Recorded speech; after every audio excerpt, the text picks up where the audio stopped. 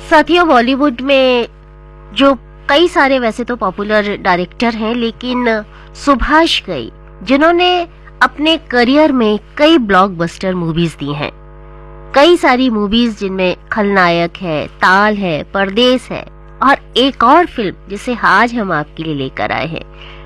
ये super duper hit जितनी भी फिल्में उन्होंने बनाई हैं, आज भी लोग उन्हें देखना पसंद करते हैं। और आज की जो फिल्म आपके लिए हम इन्हीं की बनाई हुई लेकर आए हैं, वो एक ऐसी फिल्म है जिसके लिए उन्होंने पहले से कोई तैयारी नहीं करी थी।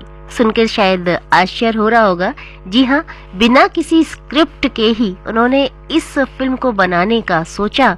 एक आइडिया सिर्फ उनके दिमाग में आया और बस बनाई ये फिल्म, जो कि आगे चलकर ब्लॉकबस्टर साबित हुई। तो ये कौन सी फिल्म है, ये तो गीत सुनकर आप अंदाजा लगा ही लेंगे। फिलहाल हम आपको बता दें कि आज जो हम फिल्म लेकर आए हैं, इसमें सितारे हैं अनिल कपूर, माधुरी दीक्षित, जैकी श्रॉफ और डिम्पल कपाड़िया। इतना ही बताना काफी है, क्योंकि मुस्कान आपके चेहरे पर आ ही चुकी है, अंदाजा आपने लगा ही लिया है, तो फिर जवाब भी आप मेल के जरिए हम तक पहुंचा ही दीजिए। आज प्रोग्राम एक ही फिल्म लेकर हाजिर हूँ, मैं आपकी दोस्त एंड होस्ट अंजू पांडे। आप सभी का 35 साल से भी ज्यादा हो गए हैं, आपके लिए आज हम लेकर आए हैं 27 जनवरी 1989 को रिलीज फिल्म राम लखन। ये उस साल की सबसे बड़ी ब्लॉकबस्टर फिल्म थी। और जैसा कि हमने आपको बताया कि इस फिल्म में अनिल कपूर, जैकी श्रॉफ, माधुरी दीक्षित और डिम्पल कपाड़िया लीड रोल में थे। इस फिल्म में अनिल ने लखन की भूमिका निभाई थी, जो राधा से प्यार करता है। राधा का किरदार माधुरी दीक्षित ने निभाया था, जबकि उनके पिता का रोल अनुपम खेर ने निभाया था। इस फिल्म का title track my name is Lakhan काफी फेमस हुआ था। जब इस फिल्म में माधुरी दीक्षित को लिया गया था, तो उन्होंने सोचा भी नहीं था कि ये फिल्म उनके लिए एक मील का पत्थर साबित होगी।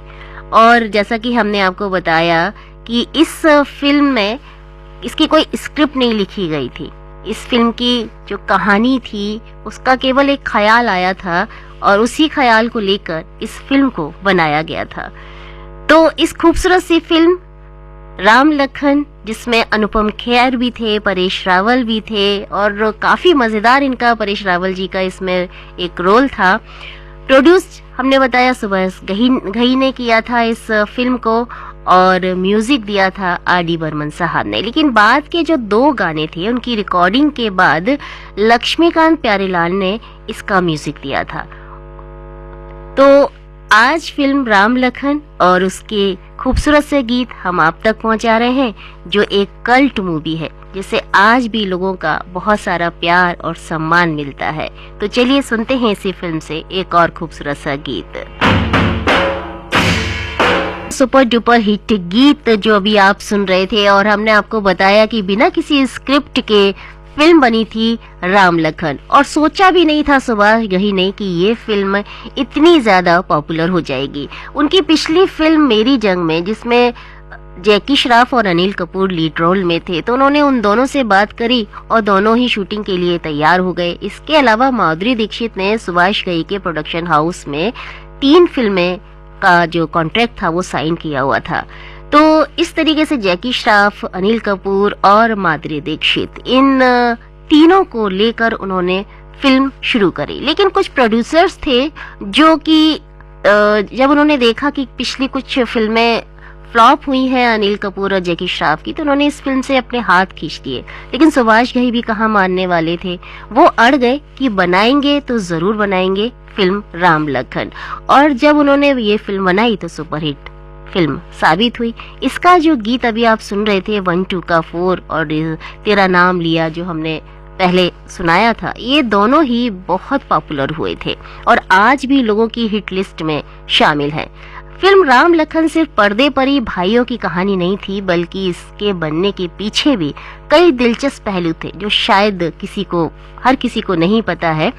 ये बहुत चुनौतीपूर्ण फिल्म थी। काफी कठिन परिस्थितियों में इस फिल्म का निर्माण हुआ था।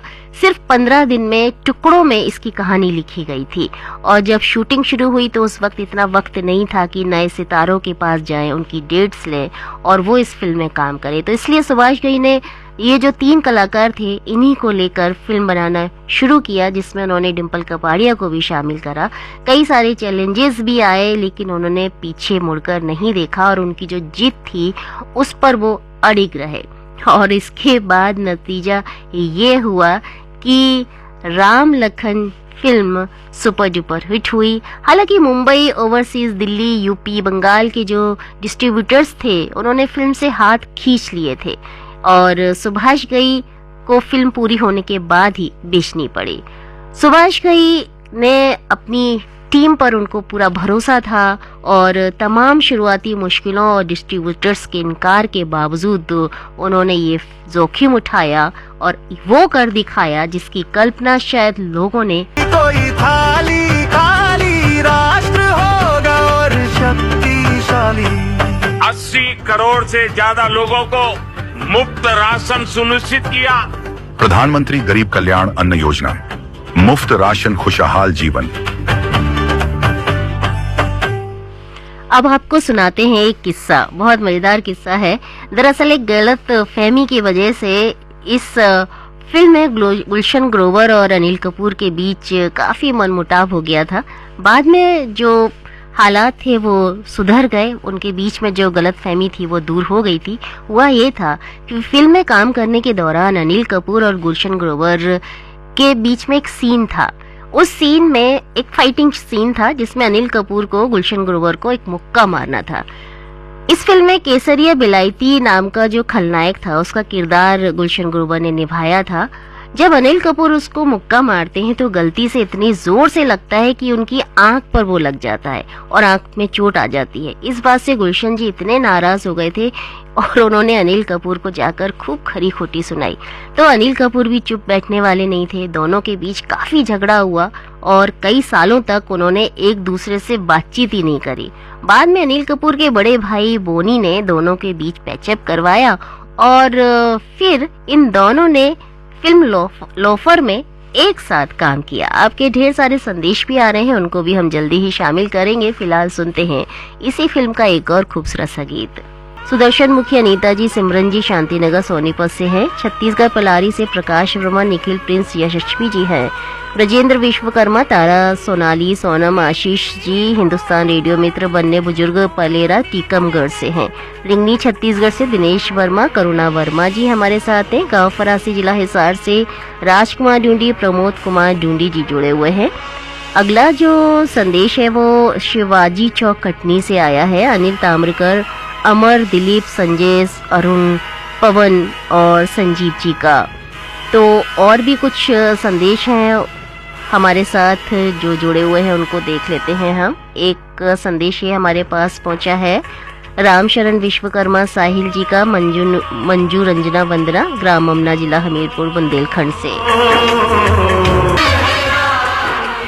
जी, इतने जोखिम उठाकर ये फिल्म बनी राम लखन और नतीजा हम सबके सामने है। राम लखन सिर्फ ब्लॉकबस्टर ही नहीं बल्कि हिंदी सिनेमा की एक सबसे यादगार फिल्मों में से एक बन गई। ये कहानी दिखाती है कि कैसे विपरीत परिस्थितियों और इंडस्ट्री के शुरुआती संदेह के बावजूद टैलेंट, कड़ी मेहनत और अटूट विश्वास से एक बड़ी सफलता हासिल की जा सकती है। ये वाकई में राम लखन के बनने की एक प्रेरक और कम चर्चित कहानी है। उम्मीद करते हैं कि आज की फिल्म की कहानी और गीत आपको जरूर पसंद आए होंगे। अगली मुलाकात आपकी 2:30 पर हमसे दोबारा होगी। तब तक के लिए अभी आप सुन रहे थे प्रोग्राम एक ही फिल्म से, आकाशवाणी दिल्ली का ये इंद्रप्रस्थ चैनल है।